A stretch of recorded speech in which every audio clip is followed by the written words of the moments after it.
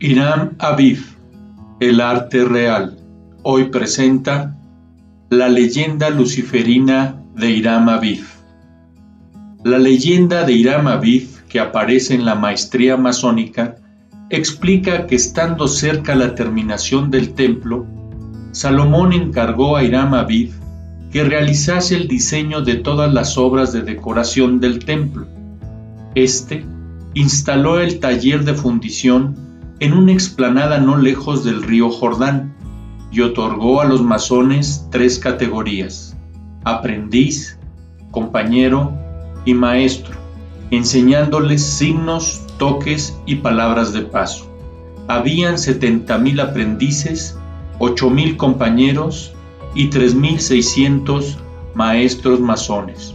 Cuando el templo estaba a punto de ser terminado, la reina de los sabeos, Balquis, princesa cuya belleza era célebre en todo Oriente, viajó a Jerusalén para conocer a Salomón, pero el encuentro no resultó del todo afortunado. Balquis, tras conocer por el cuervo Hudhud un asunto relacionado con la cepa de vid que se encontraba junto al altar, recriminó a Salomón: para asegurar tu propia gloria, has violado la tumba de tus padres, ¿y esta cepa? Y Salomón le respondió con serenidad: en su lugar elevaré un altar de porfirio y de maderas de olivo, que haré decorar con 4 serafines de oro. Esta viña, dijo Balquis, ha sido plantada por Noé, tu antepasado. Al levantarla de cuajo, has cometido un acto de rara impiedad. Por ello, el último príncipe de tu raza será clavado en este madero como un criminal, pero el suplicio salvará tu nombre del olvido y hará llover sobre tu casa una gloria inmortal. Balquis añadió que quería conocer a Hiram Aviv y finalmente lo consiguió. Tras conocerlo, argumentó que deseaba conocer a los masones y Salomón se negó, pero el genial maestro masón por excelencia, Hiram Aviv, subió en ese instante a un bloque de granito y con la mano derecha realizó un signo parecido a la letra T, relacionado con Tiro y Tubal-Caín. En ese momento, los masones se reunieron y guardaron un silencio y una quietud asombrosa. Algunos días después de los hechos narrados, Bedoni, ayudante y fiel discípulo de Hiram Aviv, sorprendió a 3 compañeros: Fanor, el sirio, que era albañil; Anru, el fenicio, carpintero; y Matusael, el judío, que era minero, planeando sabotear la obra. Y la obra resultó momentáneamente saboteada, provocando que un Bedoni, desesperado por no haber advertido a tiempo a Hiram, se lanzase a la ardiente lava. Hiram Aviv, desolado por el fracaso, se retiró llorando y entonces se durmió y tuvo el sueño más importante de su vida, el cual le transmitió la tradición luciferina más pura y excelsa. De la fundición que brilla enrojecida en las tinieblas de la noche, se alza una sombra luminosa. El fantasma avanza hacia Hiram, que lo contempla con estupor. Su busto gigantesco está presidido por una dalmática sin mangas, aros de hierro que adornan sus brazos desnudos, su cabeza bronceada encarnada por una barba cuadrada, trenzada y rizada en varias filas, va cubierta por una mitra de plata dorada. Sostiene en la mano un martillo de herrero. Sus ojos grandes y brillantes se posan con dulzura en Hiram, y con una voz que parece arrancada de las entrañas del bronce, le dice: reanima tu alma, levántate, hijo mío, ven, sígueme. He visto los males que abruman a mi raza y me he compadecido de ella.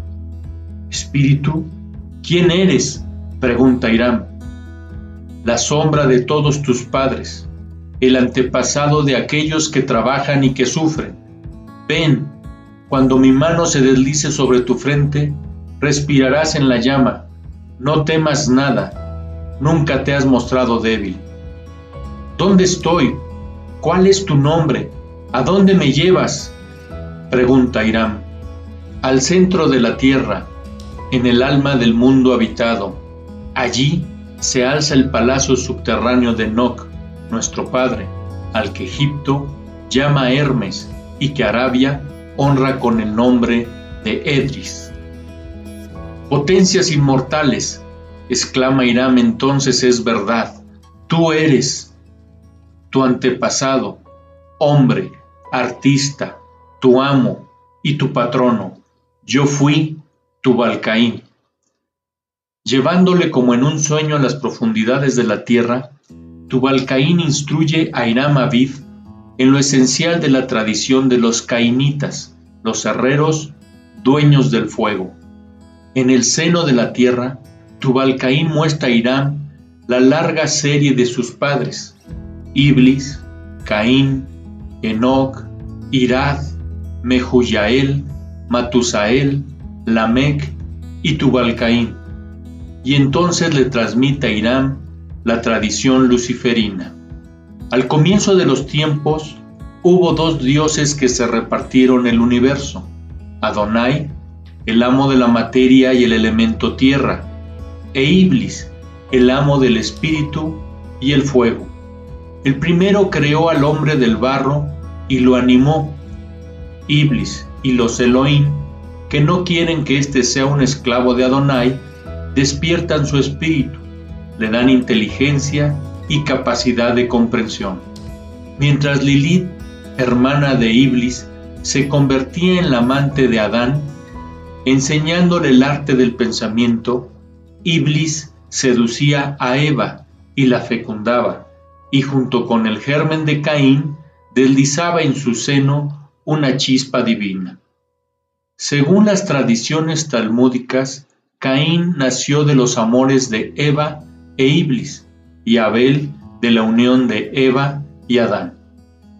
Más tarde, Adán no sentirá más que desprecio y odio por Caín, que no es su verdadero hijo. Caín dedica su inteligencia inventiva que le viene de los Elohim a mejorar las condiciones de vida de su familia, expulsada del Edén y errante por la tierra. Un día, cansado de ver la ingratitud y la injusticia, se rebelará y matará a su hermano Abel. Caín aparece ante Hiram Aviv y también le explica su injusta situación, añadiendo que en el curso de los siglos y los milenios, sus hijos, hijos de los Elohim e Iblis, trabajarán sin cesar para mejorar la suerte de los hombres, y que Adonai, celoso tras intentar aniquilar a la raza humana tras el diluvio, verá fracasar su plan gracias a Noé, que será avisado por los hijos del fuego. Al devolver a Hiram a los límites del mundo tangible, Tubal-Caín le revela que es el último descendiente de Caín, último príncipe de la sangre del arcángel de luz e Iblis, y que Balquis pertenece también al linaje de Caín, que es la esposa que le está destinada para la eternidad. Tras regresar al templo conducido por Tubal-Caín, Hiram Aviv está aturdido por el sueño y las visiones. Acaba la obra y se une a Balquis.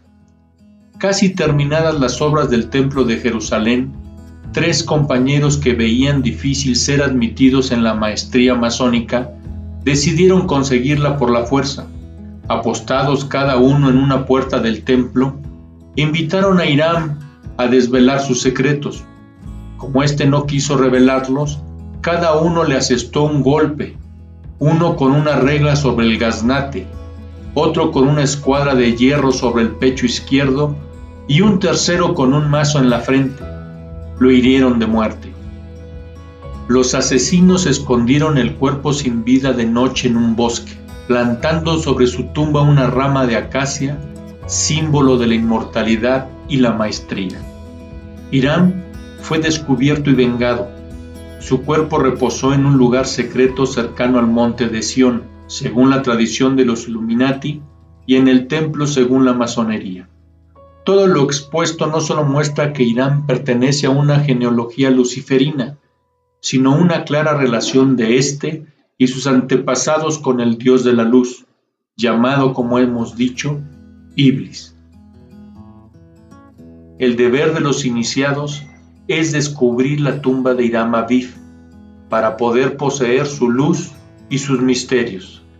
Es acceder a la estancia más oculta donde se encuentra Hiram para alcanzar la luz de la tradición masónica más pura y excelsa. Cierto es que unos la buscan en el templo, mientras que otros dirigen sus pasos hacia el monte de Sión, donde se encuentra la última puerta de la iniciación.